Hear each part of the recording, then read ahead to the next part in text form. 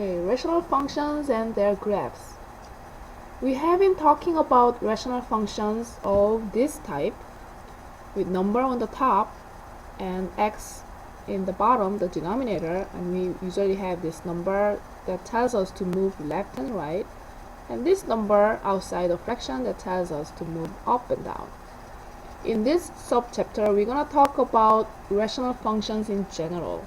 There are a lot more different types of rational functions than this. This is just one specific type. So we're going to talk about rational functions in general and how their graphs look like. Before we do that, there's a concept called continuous function and discontinuous function. So the meaning of continuous function is that if a function is continuous, that means we can draw its graph without taking off the pen from the paper. So if this was a graph without this hole, then we can just graph this without taking off our pencil. So that would have been continuous function. But because of this hole, that means we have to graph to here and then take a pause, maybe draw a hole here and then graph the rest. That means this function is discontinuous. So we call that discontinuous function, and because we cannot graph this at once. And we call this point of discontinuity. Okay. So if you look at this example, we know that this graph never touches the y-axis, and we call this line the asymptote. That means when you graph this using your pen or pencil, you cannot graph this at once. You gotta take the pen off and then graph the rest of it. That means this function is discontinuous.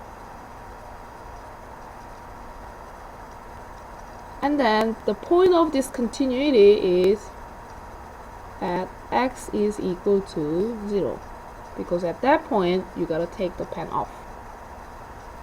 If you look at this graph, there's no asymptote or hole. You can just graph the whole thing without taking off our pen. That means this is continuous function. Continuous function. Okay, look at this one. This is the linear graph, except we have this hole. That means we gotta graph here and then draw the hole and then graph the rest. This is discontinuous. At which point is it? X is equal to 1, 2. So these are some examples. The reason why we talked about continuous and discontinuous function is that in rational functions we have a lot of cases for discontinuous functions. So let's look at the definition of rational functions. Rational functions are the functions that looks like this. F of x, this is a rational function, is equal to a polynomial on the top and another polynomial in the bottom. So p of x and q of x are just polynomial functions. Domain of f of x is all real numbers except those values for which q of x equals 0.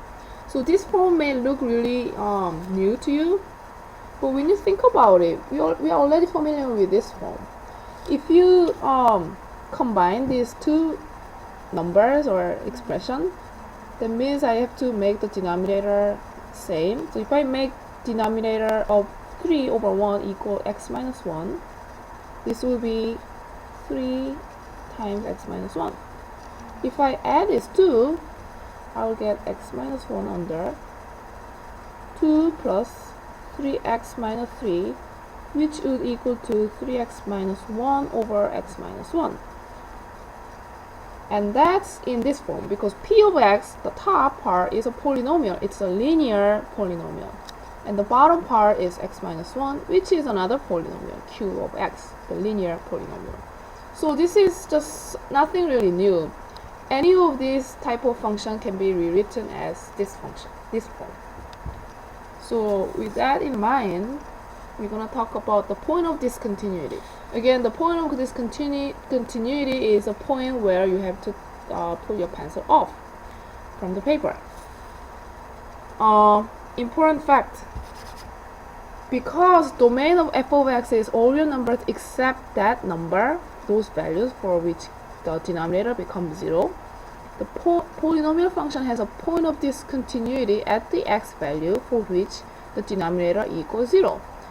Because we cannot include that point, that x value, as our domain, then that means we do not have y value at that point.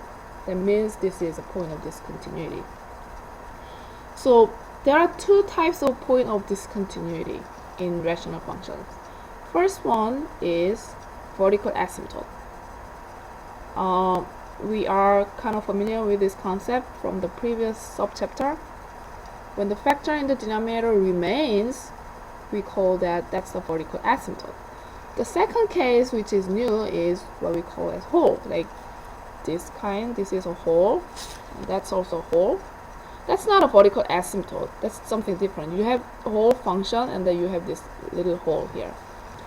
So if the factor in the denominator is cancelled out and disappear, then it results in a whole. So let's look at some example. We know when denominator equals 0, then it's gonna end up with point of discontinuity. But we don't know if that's vertical asymptote or a whole. It can be either.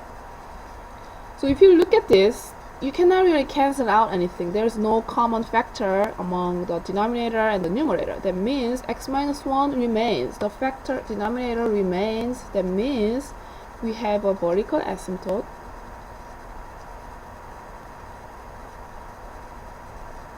at x is equal to 2. Because if x is 2, then the denominator becomes 0. So that's the value. And the graph of that will look something like this, with a vertical asymptote of 2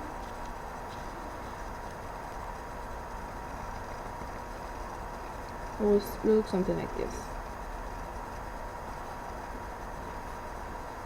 Right? That's the graph of that function. A whole happens when the factor in the denominator is cancelled out. So if you look at this example, you have this denominator, so we know that the point of discontinuity is at x is equal to -2, but we don't know if this is vertical asymptote or a whole. You see the x plus 2 is common in the denominator and the numerator, so it's gonna be cancelled out, and then we're gonna have a graph that looks like x plus 3. Except because we cancel this out, x can never be -2. That means we have to exclude that from our domain. That means we have a whole at x is equal to -2. So this may be a little bit confusing, so let me use our decimal and then just confirm that we have a whole. So y is equal to x plus 3 divided by x plus 2.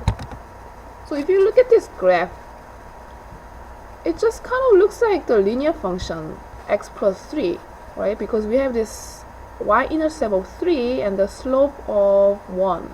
So it's just like y is equal to x plus 3 graph, except we are supposed to have a whole at -2, this point. So if you actually click, if you click the point, it tells you the y coordinate and the x coordinate.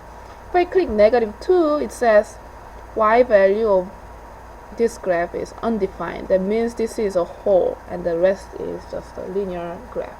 So when you actually graph this on the paper, you have to include this whole, otherwise it will be a different function. Okay.